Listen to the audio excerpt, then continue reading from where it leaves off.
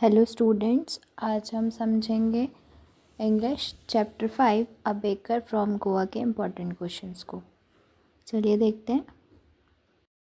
What are the elders in Goa nostalgic about. Elders जो थे, बड़े जो थे गोवा के, वो किस चीज़ को याद करते हैं? नॉस्टैल्जिक यानी पुरानी बातों को याद करना। About the elders in Goa are nostalgic about the good old Portuguese days. Goa जो था उस पर पोर्चुगल का कब्ज़ा था, तो वो गुड ओल्ड अच्छे पुराने दिन Portuguese days and the famous loaves of bread that were baked during that time. और ये जो आपको गोल गोल ब्रेड का पीस दिख रहा है, इनको क्या कहते हैं? Loaves of bread. तो ये इनको भी याद करते हैं, वो जो ये बेक होती थी during that time.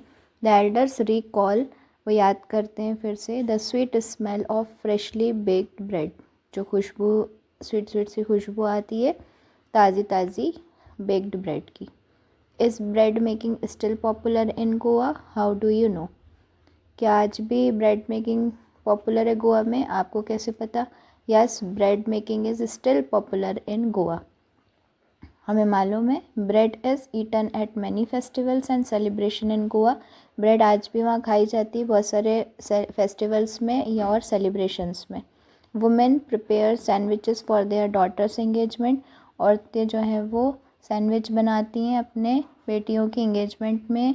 There are still bakers, आज भी बेकर्स भी हैं, मिक्सर्स भी हैं, मोल्डर्स यानी अलग अलग शेप में ब्रेड बनाने के लिए जो मोल्ड होते हैं वो मोल्डर्स भी हैं, एंड ओल्ड फर्नेसेस, और भट्टियाँ भी हैं जिसमें बेक की जाती है ब्रेड।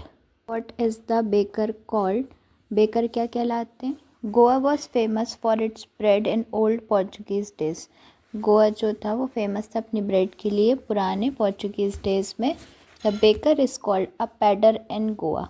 अब आपका कहीं कहीं सिर्फ आंसर लिखा रहता है the baker is called pader in Goa, तो क्या आप एक लाइन लिखने से 30 वर्ड्स कंप्लीट कर लेंगे या आपको उसके 2 मार्क्स मिल जाएंगे? नहीं, आपको 30 वर्ड्स का आंसर लिखना ही पड़ेगा, इसलिए हमने इतना सब लिखा है। Goa was famous for its bread in old Portuguese days. The baker is called a pader in Goa. The pader would come 2 times a day. 2 बार आते थे वो, once early in the morning and the second time after selling his bread. And दूसरी बार कब आते थे? एक तो सुबह सुबह आ जाते थे, अर्ली सुबह मॉर्निंग में, एंड दूसरी बार आते थे जब वो अपनी पूरी ब्रेड जो थी वो बेच चुके रहते थे। When would the baker come every day? Why did the children run to meet him? कब आते थे बेकर? हर दिन। और बच्चे क्यों भागते थे उससे मिलने के लिए? The baker would come at least 2 times a day, once early in the morning and the second time while returning after selling his bread. 2 बार आते थे वो, एक सुबह सुबह आ जाते थे और दूसरा जब वो अपनी ब्रेड बेच के वापस आते थे।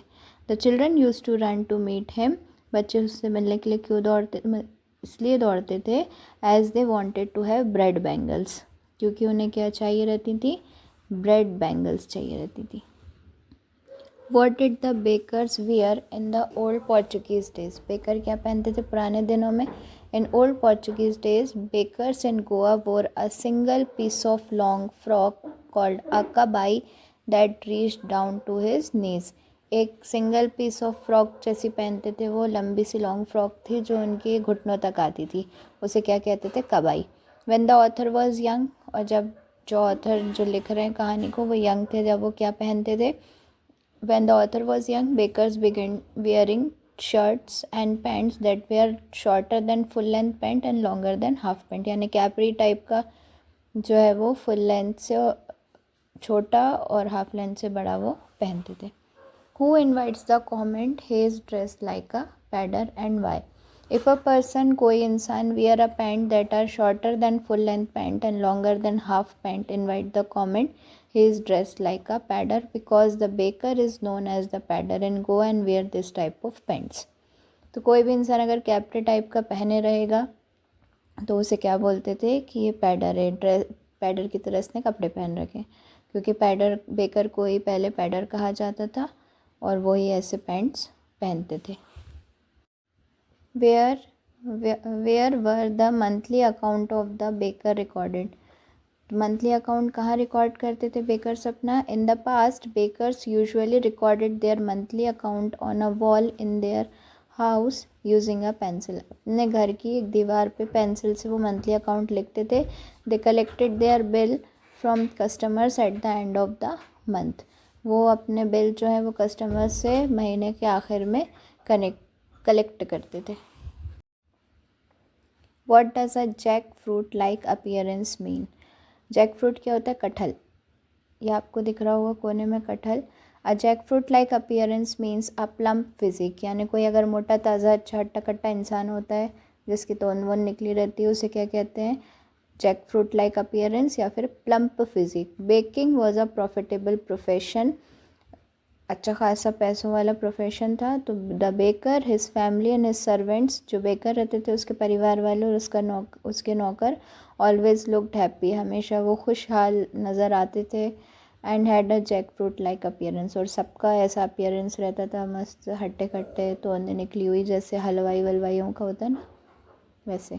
Is bread N important part of Goan life? How do you know this? क्या गोवा की लाइफ की ब्रेड जो है वो एक इम्पॉर्टेंट पार्ट है?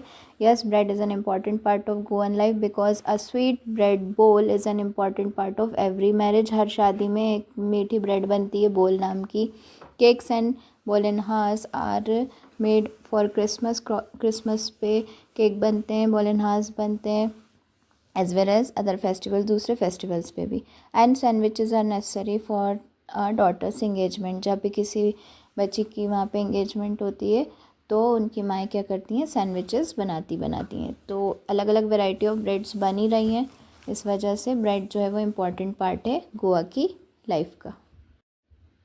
अगर वीडियो अच्छी लगी हो स्टूडेंट्स और समझ में आई हो तो प्लीज़ लाइक करिए, कमेंट करिए, शेयर करिए अपने फ्रेंड्स के साथ and subscribe my channel. Thank you so much.